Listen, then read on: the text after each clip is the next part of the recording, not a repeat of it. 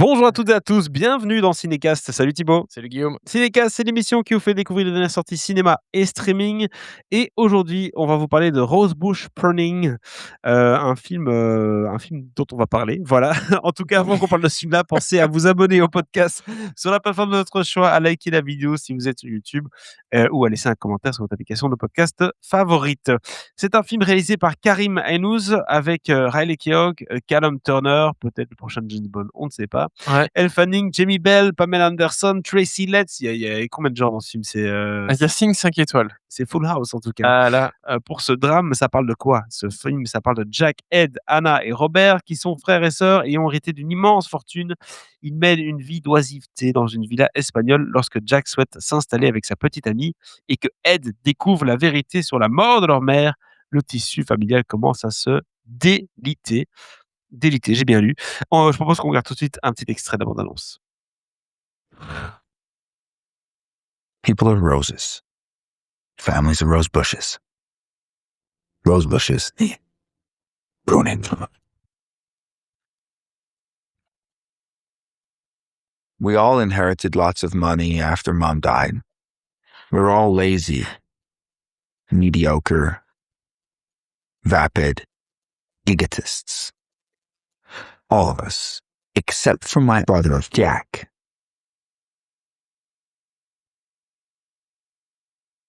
Jack? Voilà, coupé sur Jack. Donc un film qui ne sort pas en France, hein. non, Ça sort le 29 juillet ici en Belgique, je l'ai pas précisé. Et c'est un film qui était donc à la Berlinale. On en l'a vu dans la compétition. bande-annonce, en compétition. Film avec, on le voit déjà, hein, à la bande-annonce, une réalisation un petit peu léchée, Oui, un peu spéciale et mystérieuse forcément. ouais. Bah, oui, alors faut savoir que c'est un remake d'un film italien, de Marco Bellocchio, sorti il y a, ouais, 10-15 ans, un peu plus même, non plus que ça. Parce que bon, Marco Bellocchio a une carrière assez longue déjà et que, Karim Henouz, c'est donc ce réalisateur brésilien qui a un joli petit succès depuis quelques années. Ses derniers films étaient à Cannes, Firebrand, Mmh. puis, Motel Destino, mais qui sont des films qui n'ont pas eu des gros succès une fois sortis en salle. Et là, on se dit: «Ah, Rosebush Pruning, adaptation, enfin remake d'un film de Bellocchio, casting super intéressant sur le papier» et quand même un peu une certaine hâte, qui se crée et en fait, on voit que ça débarque, à la Berlinale et que les retours sont pas géniaux et tu fais: «Ouh, attention, c'est un peu inquiétant ça quand même» Oui. et puis, tu vois le film et tu comprends un peu.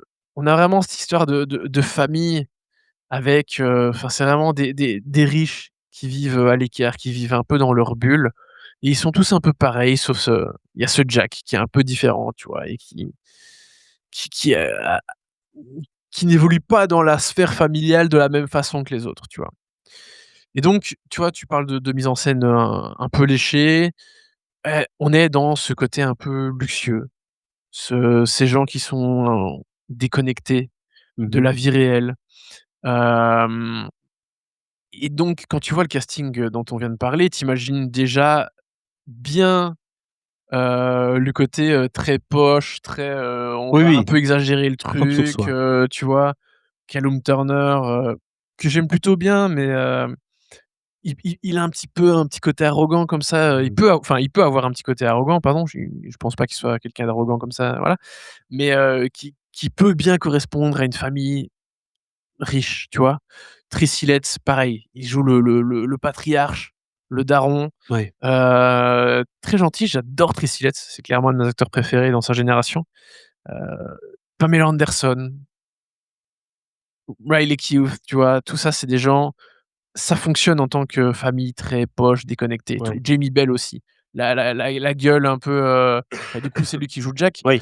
Le mec qui est rebelle et qui accepte pas vraiment les codes, de sa famille. Et puis on a Elle Fanning qui joue la compagne de ce personnage, Jack, qui elle, bah, pour le coup, elle a pas les codes, elle connaît pas les traditions très bizarres de la famille, dont la mère est décédée. Donc il y Mmh. a aussi tout ce truc hyper cérémoniel et important quant à la façon d'honorer la mère, tu vois?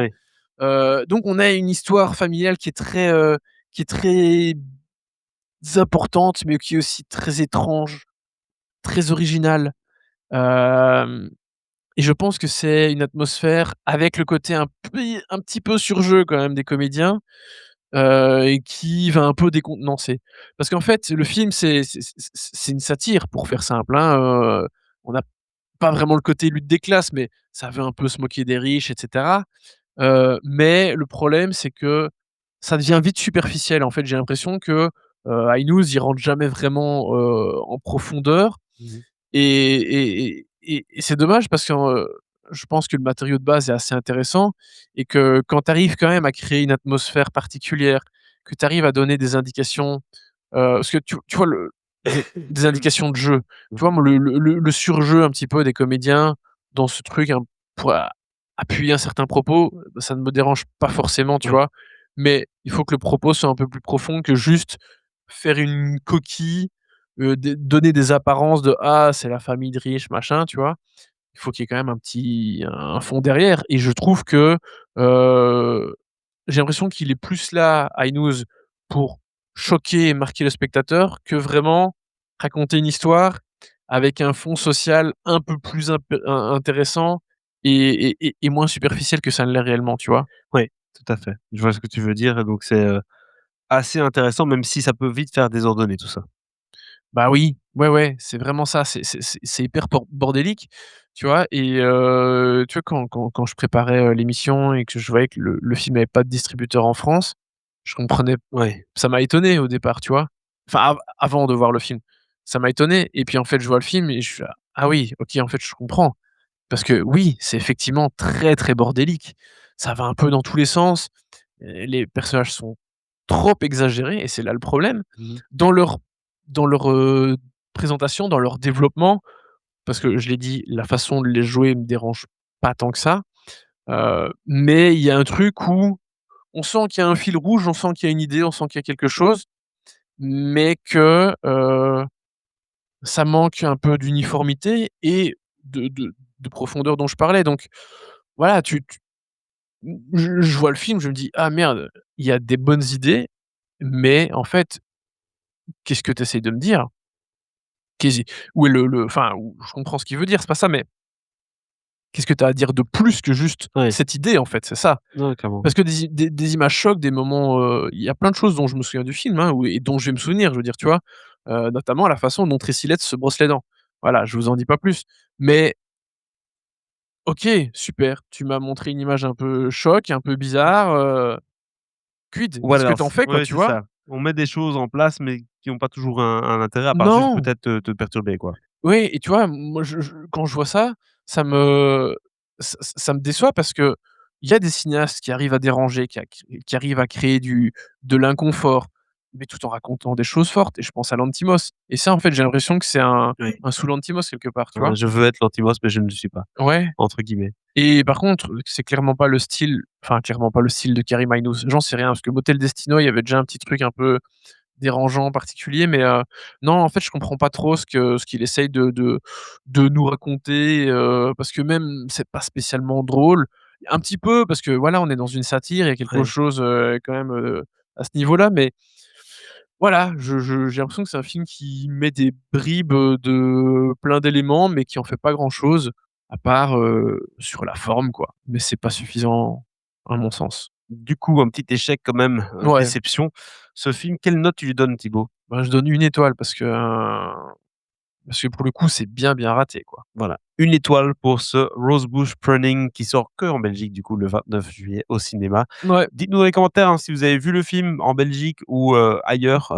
Je sais qu'il va sortir sur Mubi ou un truc comme ça ou si vous étiez à Berlin, on ne sait jamais. Ce que vous avez pensé du film et abonnez-vous au podcast sur la plateforme de votre choix pour ne pas manquer nos prochaines recommandations qui, je l'espère, seront un peu meilleures. oui, parce que Puisque voir un casting pareil dans un film aussi mauvais, c'est un peu frustrant quand c'est même, hein? décevant, c'est, Ah ouais, potentiel, manqué. ouais. Donc voilà, opportunité gâchée pour ce film. À très bientôt pour nos prochaines recommandations. Ciao, Ciao, ciao. ciao.